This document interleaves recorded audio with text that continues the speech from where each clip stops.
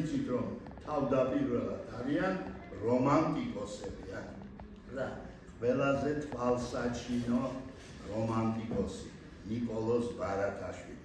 რა თქმა უნდა ნიკოლოზ ბარათაშვილის შემოქმედებაში ბუნების განსახიერება თავის დიდ ადგილს პოულობს. როგორია ბარათაშვილის მიერ განცდილი ბუნება? მეცით ყურადღება ტიპიურ რომანტიკულია. რას ნიშნავს ეს? ეს იმას ნიშნავს, რომ ნიკოლოზ ბარათაშვილი თავისი ბუნება განწყობილების მიხედვით ირჩევს სურათებს ბუნებაში. სევდიანად არის ჩვენი პოეტი, აი დაახლოებით ისეთ სურათებს ირჩევს, რომელიც პასუხობს მის აი ასეთ განწყობილებას. ამიტომ არის სხვათა შორის მისთვის კლდე ბუნდოვანი. ამიტომ არის მისთვის თაწმინდა გულდახურულთა მეგობარი. კაშკაშა მთვარე კი არა, დისკო გადაყრი შუქმივინდული მთვარე ხიბლავს ჩვენს პოეტს მას. გახსოვთ იგი აი მიხეილ თუმანიშვილისადმი მიწერილი წერილია საოცრად საინტერესო, რომ სრულიად მოულოდნელად ღამით ბარათაშვილი აღმოჩნდა სასაფლაოზე და აი რას ნიშნავს სასაფლაო? აი როგორია, როგორ პასუხობს იგი მას აი სევდიანი კაცის ბუნება განწყობილებას. მე მინდა იცოდეთ, რომ მხოლოდ ბარათაშვილმა იხილვა ამ ქვეყანაზე მთვარი ანკარა და მოკამკამე. რა ვიცი, მე პირადად ძალიან ვცდილობ, მაგრამ ვერასოდეს ვარ მთვარი ანკარა და მოკამკამე. ნუ ახლა თქვენ შეიძლება მე მითხრათ, რომ ვიცი რა, ბარათაშვილი ცხოვრობდა მე-13 საუკუნის დასაწყისში, მაშინ ალბათ მთვარი იყო ანკარა და მოკამკამე. არ დაიჯეროთ, არაფრით არ დაიჯეროთ. ჩვენ ყავს მეორე დიდი პოეტი, რომელიც იცით რას ამბობს? ზუსტად იმ დროს დაახლოებით შენს მღორიე ტალღებს ვანდო მე ჩემი ქვეყნის წარსულს. ეს ილია ჭავჭავაძე გახლავდია მღორიე ტალღებს. მაშინ ბარათაშვილის სულია ასეთი დაწმენდილი ანკარა და ასეთია მისთვის მაშინ მთვარიც. აი ეს არის წმინდა სიმპათიკური განცდა რომანტიკოსი პოეტისა ჩემოძებასება. ის გასაგებია, მაშინ ახლა მივაქციოთ ყურადღება ბუნების გრძნობის განვითარება რომანტიკოსებთან მაინც ორი ხაზით მიიმართება. ერთი, მე მივილთვი ბუნებაში, იმიტომ მე რომანტიკოსი პოეტი, იმიტომ რომ მივეცე თავდავიწყებას, მივეცე თვითჭვრეტას. დავივიწყო ბოლოს და ბოლოს, რომ მეც ის საცოდავი არსება ვარ, რომელსაც ადამიანი ქვია, რომ შთანთქას მე მთლიანად აი ბუნების მომაჯადოებელმა მას იდუმალებავ თუ შეიძლება ითქვას. აი ამგვარ სწრაფვას უწოდებენ რუსოისტულ სწრაფვას. იგულისხმება დიდი ფრანგი მოაზროვნე ჟან-ჟაკ რუსო მას. იგულისხმება პირველ ყოვლისა მისი რომანი, ძალიან საინტერესო რომანი ჟიულიანუ ახალი ელოიზა მას. აი ეს არისო ამბობენ ერთგვარად ინდივიდუალისტური ხედვაო ბუნებისაო, მაგრამ არის სხვაგვარი გზაც ბუნებაში ვატარა გზნობათა გამოხატვისა. მე მივისწრაფი ბუნებაში, იმიტომ შეიძლება თავდაპირველად იმ მქონდა მიზანი, რომ განსვენებას მივცემოდი, მაგრამ სწორედ აქ ბუნების წიაღში დაისვა ჩემს მიმართ ყველაზე მწვავე სოციალურ-პოლიტიკური საკითხი. წარვერ წყლისაპირ ზევდიანი პირ გასართლელად აქვეძიებულ ნაცნობადის განსასვენება და უყურეთ აი აქ ამ წიაღში დაისვა ბარათაშვილისთვის ყველაზე მტკივნეული ადამიანური პრობლემა. მაინც რა არის ჩვენი ყოფა ცუთი სოფელი.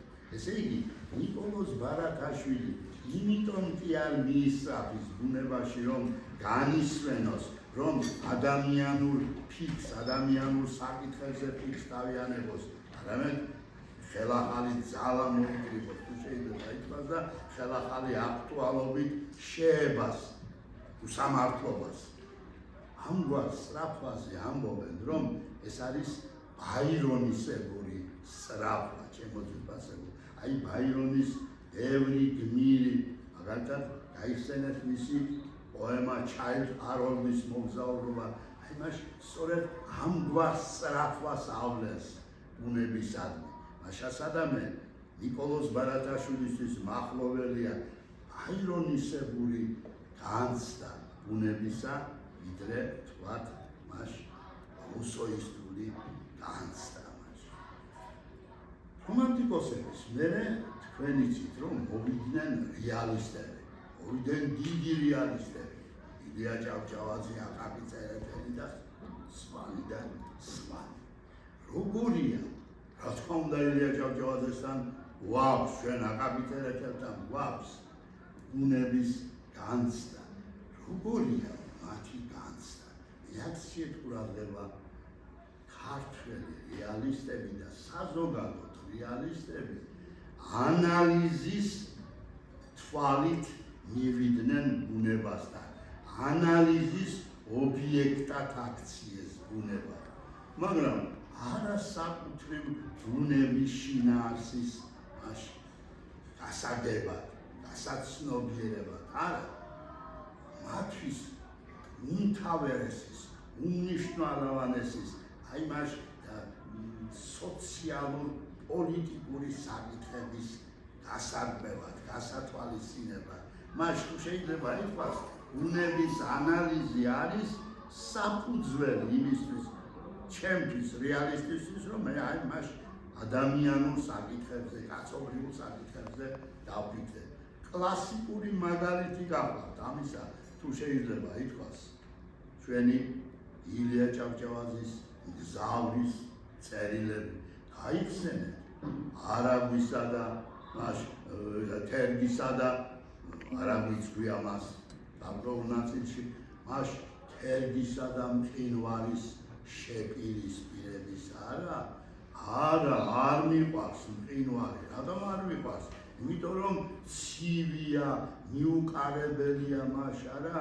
აი ადამიანების ყაყანი, ადამიანთა გულის ტუბილი ერთ ძარცაც არ აატოკებს მის შუბზე, დალოცა ისევ დიჟი, გადაღებული თერგი, არა, რომელიც მობღავის და აბღავებს გარეშემოს, არა? აშკარად ხედავ ჩვენ სულიად, აშკარად, რომ ბუნება იმ თვალსაზრისით არის ჩვენი პოეტისათვის საინტერესო, რომ იგი ანალოგონს აძლევს, თუ შეიძლება ითქვას, წყავე სოციალურ პოლიტიკურ საკითხებს გასათვალისწინებლად.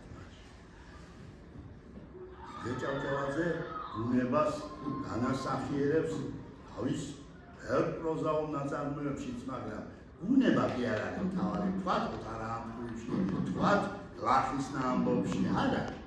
მთავარია ადამიანთა ცხოვრება, ადამიანთა ურთიერთობა. ბუნება მხოლოდ ფონია, თქვა და რომ იწყებს ბუნებაზე ჩვენი მწერალი საუბრობს, ძალიან მალე ამთავრებს, რომ იქეთ არ გადაგვიზიდოს, თუ შეიძლება ითქვას. ასე რომ ბუნებას ძირითადად დაქვემდებარებული ადგილი უჭირავს მათ შემოქმედებაში. უნდა მოგახსენოთ, რომ ჩვენ ვაჟასთანაც, რა თქმა უნდა, ჩვენ გვაქვს შემოღებო ასეთი მიმართება ბუნებისადმი. ბუნება თანამგზნობელი ადამიანთა ყოფისა, ცხოვრებისა, თქვა, აი მაგალითად ახლა მოგახსენებთ ვაჟას აქვს პოემა გიგლია. ეგურეთ, როცა გიგლია კვდებოდა, მთებს სატირალზე სხდებოდა, ერთი ბებერი არწივი ზეით ჩიუხში წრებოდა, მაღლით მომკრენი მთის წყარო სიბრალულისგან შრებოდა, ბეჭავი იმის ლურჯაი გიგლიას თავით ბრნდებოდა, ტოტ დასცის დაიჭიხვილის თვალში ცრემლები ხლებოდა, სამყარო შავი ჩაიცვა და ასე შემდეგ. მას ჩვენ ხედავთ, აქ სიმპათიკურია რა, ბუნების გრძნობა, ბუნება თანამგრძნობელი ადამიანებისა გმირი დაიღუპა და ბუნება როგორ გლოვობს მას. ასეთი სურათები უხვად არის ვაჟა-ფშაველასა. რაც იმას ვიჩვენებს, რომ ვაჟა-ფშაველა ერთის მხრივ ეყრდნობა და აგრძელებს მას დიდი მწერლების, დიდი რეალისტების, უნდა რომანტიკოსებისაც ტრადიციებს.